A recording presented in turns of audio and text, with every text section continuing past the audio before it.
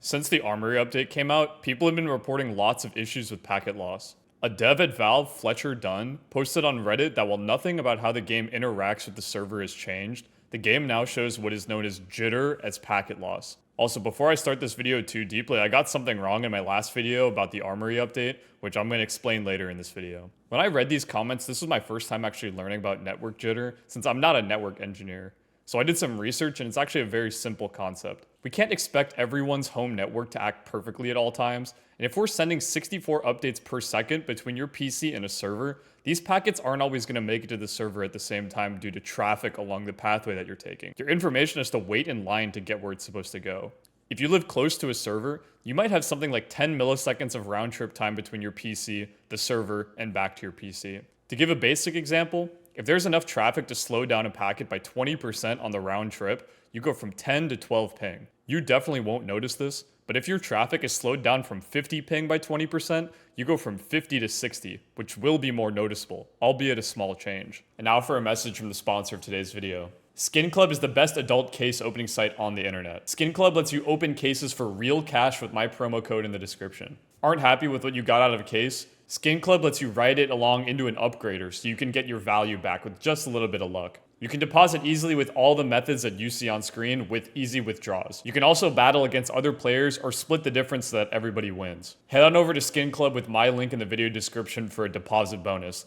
Thank you to Skin Club for sponsoring today's video. Most people probably have no idea how the internet actually works. If you don't work in IT or have never researched this for yourself, I want to explain some things to you which will make it much more obvious why interruptions can happen since the system is just so complicated. I'm going to be giving a short explanation of UDP. You're sitting at home playing CS. A single packet has to be initialized in the application layer, which prepares the information that is wanting to be sent across the internet. Then the user datagram protocol wraps your information on the transport layer with a header and destination marker so that other systems know how and where to send this information. Otherwise, it's just wasted electricity. Next, the network layer uses the IP information that it knows to direct your packet towards the IP of the server. So again, it's just adding more information. The data link layer then adds some extra information about the physical devices that are going to be doing the transmission over the physical layer. And the physical layer converts the packets into electricity, which is then sent using coax cables or fiber optic cables,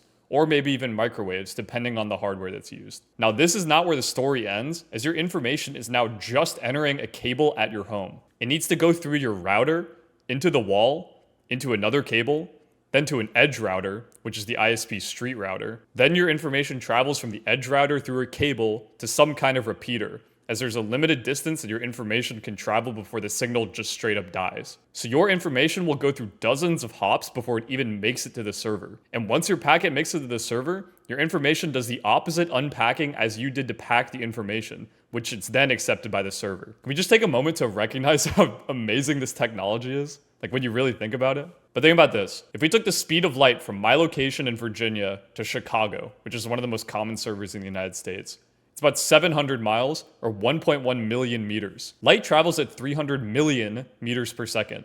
So it really should take only 3.7 milliseconds for my information to get to Chicago from Virginia if we had just a straight run cable. But it actually takes 15, because if you look at the top right of my screen while I'm connected to a Chicago server, it's 15 milliseconds there and 15 milliseconds back. So I have 30 ping. My internet is 4 times slower than if we just went straight to Chicago, which is pretty wild. At my old place, my internet was like 10 times slower, and it's because of all these stupid repeaters and bad ISP routing, which you really can't do much about, which I'll talk about later in this video. If you want to watch a great video about this topic, James from Atomic Frontier posted this video about long lines, which made some stock traders be able to have 4 ping from New York to Chicago, meaning that they could arbitrage to make hundreds of millions of dollars between these stock exchanges. They made almost $500,000 a week. Since the other traders were using a slower internet connection between the two, meaning they could be literally faster with trade bots to hit arbitrage as soon as it happened and always be first in line. We as normal people are not so lucky to have this be possible, sadly. Maybe you could get something set up, but it would be really convoluted and really expensive and not really that worth. Anyways, back to blaming Valve for the mountain lion that just took a piss on the coax repeater in the Appalachian Mountains that my packet is going over. I'm sure Valve can do a lot about that. The point that I'm making is that your network traffic can get slowed down by much more than this.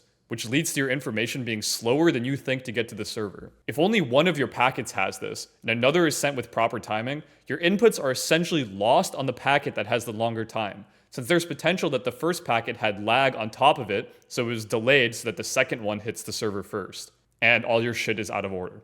What I believe most people are experiencing with the latest update is their internet was already experiencing packet jitter, but now since it's being reported, you can actually see when it's happening and thus notice it more. I'm gonna be honest when I say this, guys. A lot of people complaining about this have a good bit of confirmation bias, but before people were just complaining about the game overall, and now they have a target to blame for their bad internet performance. And I have to admit that I got something wrong in one of my recent videos that I'd like to correct. I falsely said that Valve lowered the receive margin when I really didn't understand what it was. The server receive margin actually works like this. When you're sending information on a connection, the server has to order the information in a steady line so that it can make a coherent picture of what's happening at any given moment. When your packet stream experiences jitter, you're basically sending the server a big pile of unorganized trash that it now has to receive and take note of. You wouldn't want your enemies to look like this, would you? In CSGO, the server simply did this, which HyperNerd on Twitter kindly showed me in a clip here. What you're seeing is him filtering packets, essentially losing 14 of the ticks of information, which are all sent to the server at once, causing a huge speed hack type of movement, which is immediately corrected for. I bet some of you watching have horrible internet connections where this bug happened all the time, which is caused by improper packet delivery, aka jitter. But you see how you're teleported back to where you're supposed to be? That's what CSGO did in the past because it assumed that your internet wasn't gonna crash out and huff a bunch of galaxy gas before sending the packets. What's your name? Where you from? In CS2, Valve implemented a new system called the server receive margin. On LAN and very low ping, this system basically does nothing. But on high ping and connections with jitter, we can see that this graph increases when the game senses that you have a poor connection. It's trying to give itself a little bit of a buffer so that it can order your packets in line. You can test this for yourself by doing exactly this. Warning, what I'm doing here is literally DLL injection, which is the most common form of cheating. And if you don't know what you're doing, you will get VAC banned. I will show you how to do this for yourself, but you've been warned. Only ever launch the game with the -insecure flag when doing this, and always verify your game files after you delete or remove the modified DLL file. You will not be banned for having this file on your computer, but you can get banned for joining a VAC secured server without completely removing this file from your game's path. You have been warned. First, we need to modify the file networksystem.dll with a hex editor to enable the command net_fake jitter. First, make a copy of the file that you have in your games folder on your desktop. This will be your backup in case something goes wrong. I'm going to use HXD for this video. You don't need anything more complex. Before I even touch this file, go into your launch options and add -insecure. You can launch your game and check for yourself to be extra safe that the launch option is saved by opening Task Manager, clicking the Details tab, then right-clicking one of the columns. Now click Select Columns and scroll down to find Command Line. Once your game is open, you can see the -insecure flag and you're good to go. Close your game and let's begin.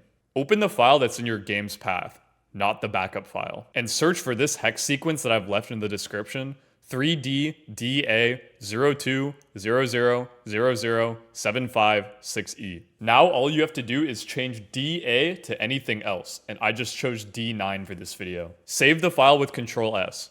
Remember, we still have our backup on our desktop. Now open your game and type this in console.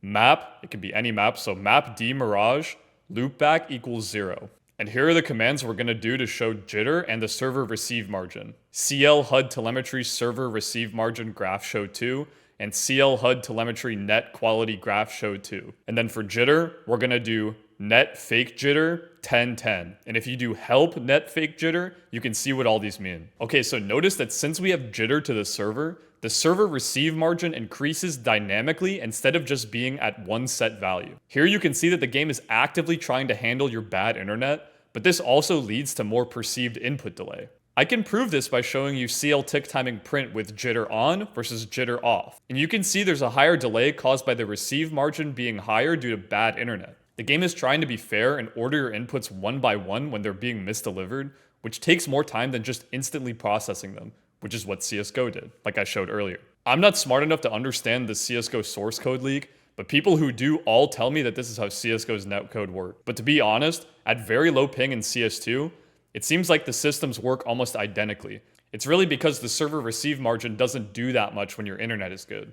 It's only when we deliver this system to a mass market with varying connection qualities that both games start to break in their own ways. CSGO is a bit jank, but people with good internet connections almost never experienced it. There were some people who found CSGO to be literally unplayable with bad internet. I'm sure you know a few people like this. So, after all this, you may be asking, what can you do to fix network jitter?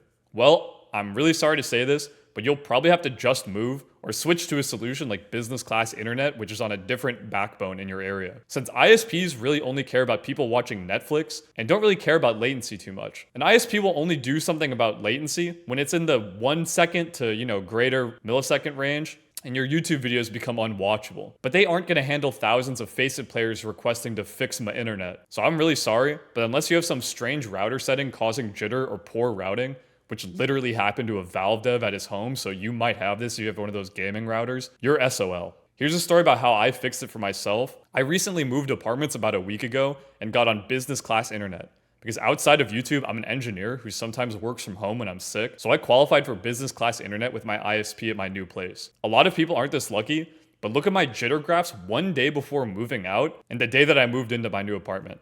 The game is night and day, and I only moved 20 minutes down the road from my old place. Welcome to life, I guess. Valve, please run your own fiber backbones.